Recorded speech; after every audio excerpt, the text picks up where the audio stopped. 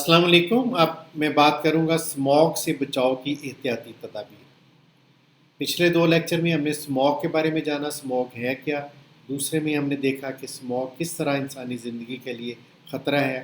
اب ہم اس کے لیے معلوم کریں گے کہ ہم کیا احتیاطی تدابیر ہمیں اختیار کرنی چاہیے، کیونکہ بر وقت احتیاطی تدابیر ہی اس کا واحد بچاؤ کا ذریعہ ہے کہ اس کو ہم بننے ہی نہ دیں۔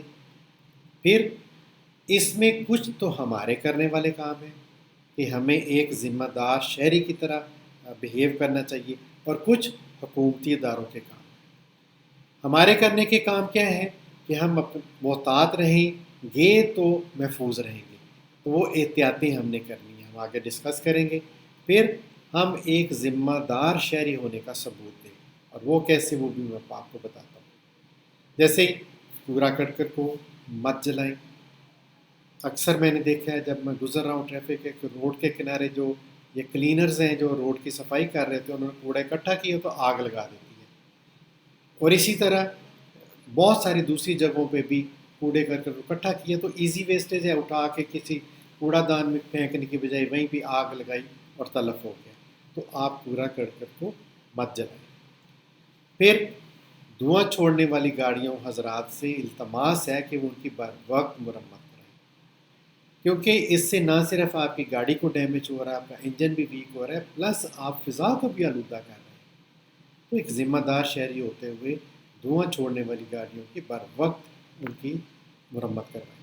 پھر فصلوں کی باقیات کو آگ نہ لگائیں۔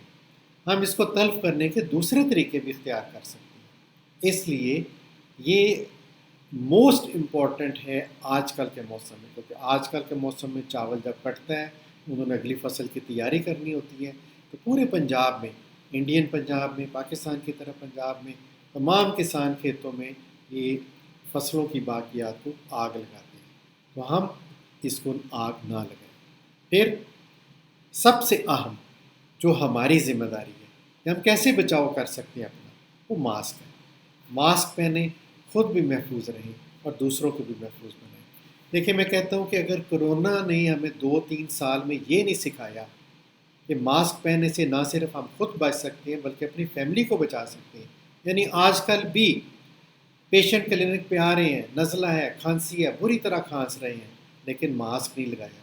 میں ان کو کہتا ہوں، دیکھیں آپ بیمار ہیں، آپ اپنی فیملی کو، بچوں کو، بیوی کو، ان کو بیمار کریں گے۔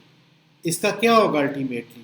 نہ صرف یہ آپ کی جیب پہ بوجھ ہوگا کہ آپ نے اگر ایک 10 روپے کا ماسک پہن لیتے تو آپ نے 10 بندوں کو بچا لینا تھا، لیکن آپ نے ماسک نہیں پہنا۔ ماسک پہننا شاید ہم گالی سمجھتے ہیں، شاید سمجھتے ہیں کہ اس طرح ماسک پہننے سے ہماری کوئی حد تک ہو جائے گی، لیکن آپ کے ماسک پہننے سے نہ صرف آپ کی فیملی بچ جائے گی بلکہ آپ کی جیب کا بوجھ بھی کم ہو جائے گا۔ دوسری، حکومت کے اوپر بوجھ ہوگا، کیونکہ جب دوائیں ہوتی ہیں جو ہم استعمال کرتے ہیں وہ امپورٹ ہوتی ہیں، اور ان امپورٹ پہ حکومت کا خزانہ خرچ ہوتا ہے۔ تو کائنڈلی آج کل کے موسم میں ویسے بھی جب بھی کسی کو نزلہ کھانسی ہو، فوراً ماسک پہنیں تاکہ وہ دوسروں کو محفوظ رکھ سکیں۔ اب حکومتی اداروں کے کرنے کے کچھ کام ہیں۔ دیکھیں، انڈسٹریل پولوشن جو صنعتی آلودگی ہے، اس کو تو حکومت ہی کنٹرول کر سکتی ہے، تو انوائرمنٹل پروٹیکشن ایجنسی جو ہے، فضائی آلودگی کو کنٹرول کرنے والا جو ادارہ ہے، اس کی یہ ذمہ داری بنتی ہے کہ وہ اس کے بارے میں اقدامات کریں۔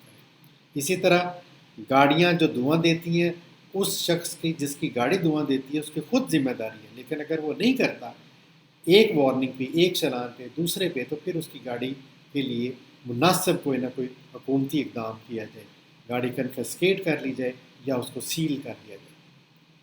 پھر یہ فصلوں کو آگ لگانے والی ہماری خود ذمہ داری ہے، لیکن اگر کوئی نہیں سمجھتا تو پھر ایسا قانون وضع کیا جائے تاکہ جو کوئی شخص ایسا کرے گا وہ اس قانونی کارروائی کا فیس کرے گا۔ جزاک اللہ خیر۔ تو یہ وہ اقدامات ہیں جس سے ہم فضائی آلودگی سے بچ سکتے ہیں، اسموگ سے بچ سکتے ہیں، صحت مند رکھ سکتے ہیں۔ اپنا خیال رکھیے گا۔ یہ ویڈیو اگر آپ کو پسند ہے تو ضرور دوسروں تک شیئر کیجیے۔ اللہ حافظ۔